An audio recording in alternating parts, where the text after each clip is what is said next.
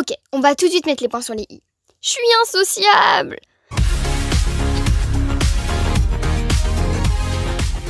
Non mais vraiment insociable. Vous pouvez pas vous imaginer à quel point je suis capable de créer des stratagèmes hyper élaborés juste pour ne pas voir les gens. Premièrement, j'aime pas les gens. Deuxièmement, j'aime pas les gens. Troisièmement, j'aime pas les gens. Non mais je rigole vraiment pas. Si vous me croyez pas, j'ai même des preuves. Je suis déjà restée en pyjama plus de 2 semaines sans sortir de chez moi. Oui, je suis fière. Quand les gens m'appellent, je ne réponds pas. Et mon temps d'écran s'élève à peu près 10 heures.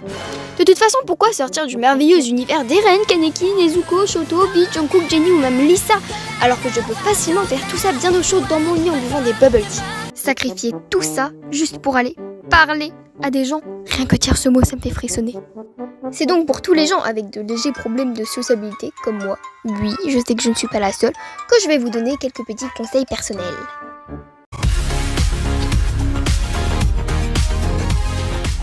Alors oui, la fameuse technique du « je peux pas », un vrai classique pour les fins connaisseurs. Cette technique consiste simplement à inventer une excuse totalement claquée pour ne pas aller chez quelqu'un si on nous invite quelque part. Petit exemple de Bibi. Hey, ça te dit de venir chez moi après les cours ? Ah non, désolé, je peux pas, je dois aider ma mère à réparer le tableau électrique. Ouah, tu crois vraiment que je sais faire ça, moi, alors que j'aurais même pas réparé mon taille-crayon ?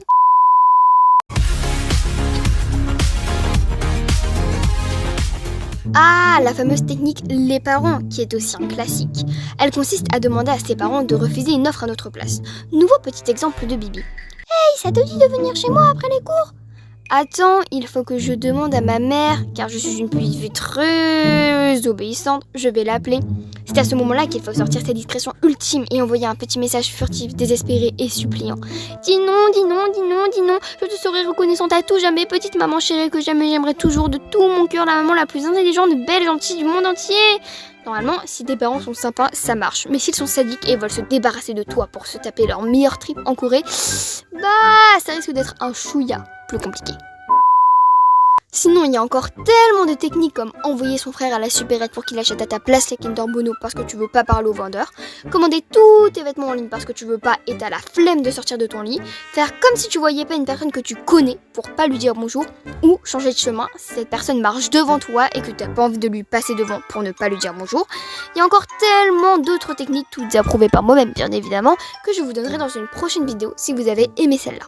Et d'ailleurs, pensez pas que toutes les personnes insociables n'ont pas d'amis, hein, même si ce sont des êtres supérieurs qui ne peuvent pas se mélanger avec les gens de la plèbe. Moi j'ai des amis, ok, je suis pas alone. Même si j'aime bien être alone. Même pour me faire des amis, ça a été compliqué. J'ai une pote qui, avant d'être une de mes meilleures potes, était ma voisine de classe. Apparemment, je la regardais super mal et pendant 1 ou 2 semaines, je la calculais même pas. Ouais, je sais, je suis une bad bitch. Mais notre grande amitié a débuté au moment où elle a sorti son agenda très VG, Tokyo Ghoul. Il en faut peu pour être mon amie, hein. Je me rends compte que je rigole du fait d'être insociable, mais en fait ma situation est quand même un peu pathétique. Bref, s'il y a d'autres gens comme moi, dites-le moi en commentaire. Et si vous avez aimé cette petite vidéo vocale et que vous en voulez d'autres, dites-le moi. Bref, bisous les ananas!